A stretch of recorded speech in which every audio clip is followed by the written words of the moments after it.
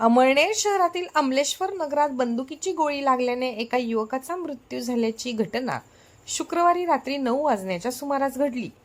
अरुण सुरेश महाजन असे मयत युवकाचे नाव असून कुबेर मंडप नावाने त्यांचा व्यवसाय आहे.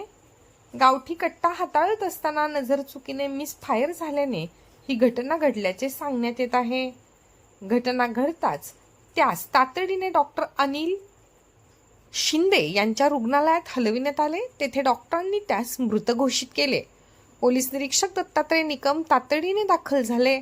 अरुण महाजन यांच्या आई आशा सुरेश महाजन यांनी प्रभाग क्रमांक 18 मधून शिवसेना शिंदे गटाकडून यंदाची नगर परिषद निवडणूक लढवली होती. रात्री उशिरापर्यंत पोलीस तपास सुरू होता.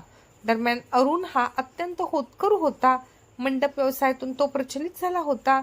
या घटनेने अमलेश्वर नगर व माळीवाडा परिसरात शोककळा पसरली असून अनेकांनी दुःख व्यक्त केले आहे.